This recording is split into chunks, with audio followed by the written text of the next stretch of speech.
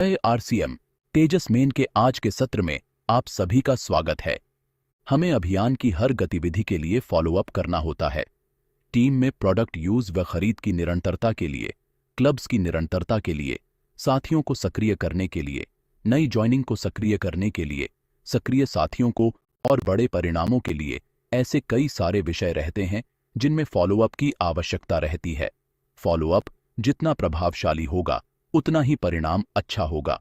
आइए जानते हैं कि फॉलोअप को प्रभावशाली बनाने के लिए किन बातों का ध्यान रखना चाहिए। पहला, समय से पहले।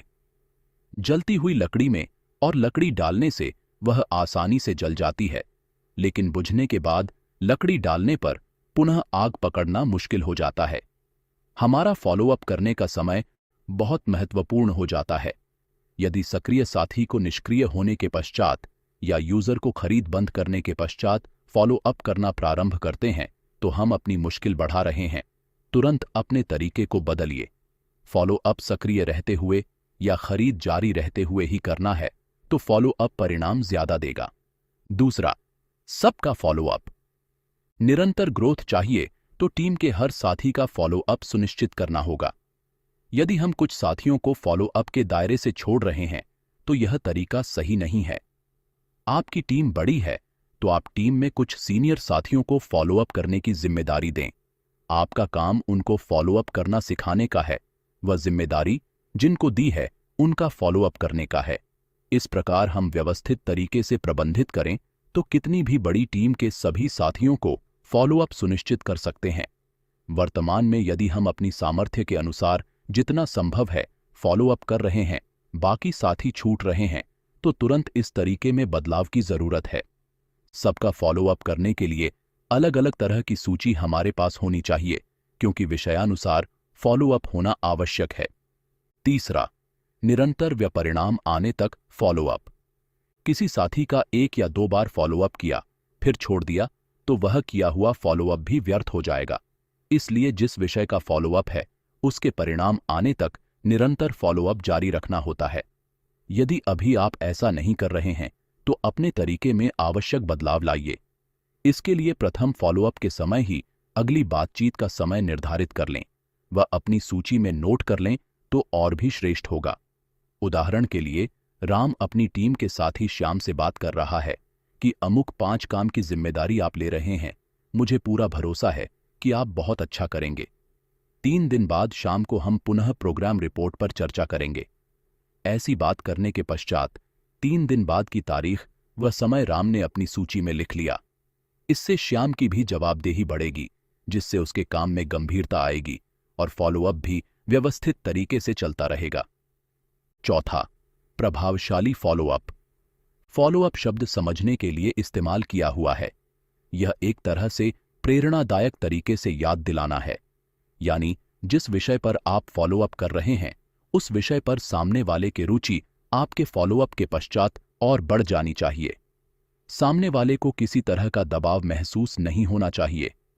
फॉलोअप तारीफमय होना चाहिए।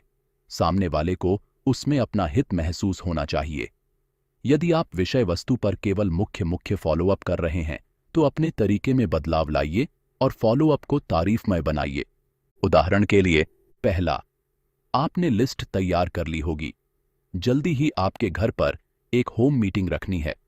अभी मैं रामानुज के घर पर होम मीटिंग करके आ रहा हूं। बहुत ही शानदार परिणाम आए हैं। उन्होंने 10 साथियों को बुलाया था। 10 साथियों ने ज्वाइन होने की हां कर दी है, वह भी समूह के साथ। आपके यहां कल शाम को रख लेते हैं। अच्छी तैयारी करते हैं ताकि आपकी भी टीम बड़ी हो सके। हम अपनी ओर से बताने में कोई कसर नहीं रखेंगे। दूसरा, आपने गामा ओरिजिनॉल लेना शुरू कर दिया होगा। इसके बहुत ही शानदार परिणाम है। एक वीडियो मैं आपको भेज रहा हूं, जरूर देखना। तीसरा, आपको जो लिस्ट दी थी आपने बात कर ली होगी। फॉलोअप से बहुत अच्छे रिजल्ट आ रहे हैं। हमने जो सीखा है उसी तरह से बढ़िया फॉलोअप करके जल्दी मुझे रिपोर्ट भेज देना। अब हमें फॉलोअप की ताकत समझ में आ गई है। इस प्रकार फॉलोअप लिया जा सकता है। आइए अब कुछ सुझावों को जानें। पहला, फॉलोअप के लिए सफलता के अलार्म की डायरी में अलार्म बनाएं। दूसरा, स्मार्ट रिपोर्ट का उपयोग करें। तीसरा, फॉलोअप के लिए टीम तैयार करते रहें। चौथा, साथियों को फॉलोअप की ट्रेनिंग दें। पांचवां, फॉलोअप के समय सकारात्मक व प्रेरणादायक बातें करनी है। तारीफ करना, उत्साहित रहना आदि अपनी आदत में होना चाहिए। छठा, सूची में या डायरी में आगे के फॉलोअप की तारीख नोट करें। सातवां, सामने वाले की सहजता व अनुकूलता का ध्यान रखें। आठवां, व्यक्तित्व को प्रभावशाली बनाएं। आइए अब समझते हैं कि प्रभावशाली आमंत्रण कैसे दिया जाता है। हमारे अभियान में अपनी टीम के साथियों व नए साथियों को विभिन्न अवसरों पर आमंत्रित करने की लगातार आवश्यकता रहती है। यह सफलता के लिए अति आवश्यक कदम है। बिना आमंत्रित किए भी काम नहीं चल सकता है, व आमंत्रण के पश्चात नहीं आए तो भी काम नहीं चल सकता है। इसलिए इस गतिविधि को करना भी आवश्यक है व प्रभावशाली तरीके से करना भी आवश्यक है। इसके लिए हमें कुछ बातों का ध्यान रखना चाहिए।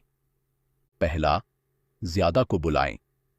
अक्सर ऐसी संभावना रहती है कि जितनों को बुलाया है उसमें से कुछ साथी नहीं आ पावें। इसलिए जितना लक्ष्य है उससे ज्यादा साथियों को आमंत्रित करें। अपने अनुभव के आधार पर यह आकलन आप कर सकते हैं कि लगभग आने वालों का क्या औसत रहता है। उसी आधार पर आप संख्या का निर्धारण कर सकते हैं। दूसरा, ज्यादा बार कहें। किसी को भी बुलाने के लिए एक बार कहना पर्याप्त नहीं होता है।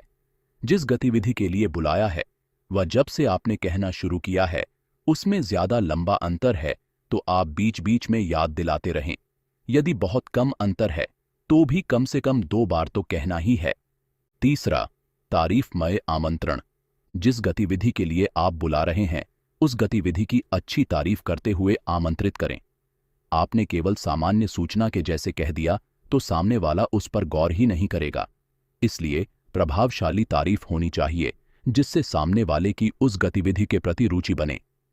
तारीफ करते समय इस बात का ध्यान अवश्य रखना है कि केवल तारीफ करनी है, विषय वस्तु का विवरण नहीं बताना है, क्योंकि संक्षेप में बताया गया विवरण का सारांश सामने वाला अपनी धारणा के आधार पर गलत भी निकाल सकता है व उसकी रुचि समाप्त हो सकती है। उदाहरण के लिए, आपको किसी सीनियर साथी की सेमिनार के लिए आमंत्रित करना है तो आप यह कह सकते हैं कि एक शानदार व्यक्तित्व के धनी हमारे सीनियर की सेमिनार है। इनके लाखों फॉलोअर्स हैं, बहुत ही शानदार ट्रेनिंग देते हैं, हमें जरूर चलना है। ऐसा मौका रोज नहीं मिलता है। आपको यह नहीं बताना है कि किस विषय पर क्या क्या ट्रेनिंग देंगे। इसी प्रकार मान लीजिए आपको होम मीटिंग के लिए बुलाना है तो आप कह सकते हैं कि हमारे घर पर कोई बड़े आदमी आने वाले हैं जिनके साथ मिलने का प्रोग्राम रखा है या जिनके साथ चाय का प्रोग्राम रखा है। आप भाभी को लेकर जरूर आना, हमारे और दोस्त भी आ रहे हैं। इसी प्रकार उचित समय पर उचित वाक्यों का उपयोग कर आप आमंत्रित कर सकते हैं। एक उत्सुकता सामने वाले के दिमाग में जरूर पैदा करनी है। चौथा, पुनः स्मरण दिलाने की बात कहें। जब भी आप किसी को बुला रहे हैं तभी उनको यह और कहें कि एक बार समय से पहले मैं आपको याद दिला दूंगा। इससे गतिविधि का महत्व बढ़ जाता है। सामने वाले को प्रतीत होता है कि वाकई में कुछ महत्वपूर्ण है जिसके लिए मुझे बुलाने के लिए इतनी जिम्मेदारी उठा रहा है। उदाहरण के लिए, आपको गुरुकुल में बुलाना है। शाम को आप कह रहे हैं कि एक बार आप कल जरूर आओ, बहुत ही बेहतरीन क्लास होती है, हजारों लोग रोज उसमें शामिल होते हैं। मैं आपको कल सुबह 6 बजे एक बार और फोन कर दूंगा। आपकी इतनी गंभीरता का सामने वाले पर एक सकारात्मक प्रभाव पड़ता है। हाँ, यह जरूर ध्यान रखना है कि आपको उस समय फोन करना भी है, नहीं तो आपका आमंत्रण व्यर्थ हो जाएगा। किन्हीं विशेष परिस्थितियों में आप उन्हें अपने साथ में लेकर भी जा सकते हैं। पांचवां, टीम का सहयोग लें। आपकी थोड़ी भी बड़ी टीम है तो किसी भी गतिविधि के आमंत्रण के लिए अलग अलग सूची बनाकर टीम में से कुछ जिम्मेदार साथियों को यह जिम्मेदारी दे सकते हो। इससे आपकी प्रक्रिया भी अच्छी तरह हो पाती है व टीम के साथी भी सीखते रहते हैं। आप टीम के साथियों को सिखा सकते हैं कि कैसे बात करनी है। समय समय पर उनसे रिपोर्ट भी ले सकते हैं। आइए अब जानते हैं कि किसी से मिलने के लिए समय कैसे लिया जाता है। जिस प्रकार आप किसी को आमंत्रित करते हो उसी प्रकार हमें कई बार उनसे समय लेकर उनसे मिलने जाना होता है। जिस प्रकार आमंत्रण के समय उत्सुकता बनाए रखनी है उसी प्रकार मिलने के लिए समय लेते समय भी उत्सुकता बनाए रखनी है। विषय वस्तु के बारे में वहां जाकर ही बताना है।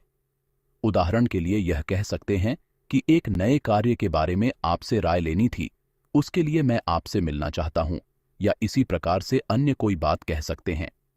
समय लेते समय यह भी ध्यान रखें कि अपनी ओर से समय मांगे, न कि उनसे पूछे कि किस समय आना है। उदाहरण के लिए हम शाम 7 बजे आना चाहते हैं, क्या यह समय आपके लिए ठीक रहेगा? इसके बाद वह समय उपयुक्त होगा तो वे हां कहेंगे, अन्यथा दूसरा समय तय किया जा सकता है। आज के सत्र में हमने फॉलोअप का सही तरीका सीखा। इसी के साथ तेजस मेन का आज का सत्र समाप्त होता है। जय आरसीएम।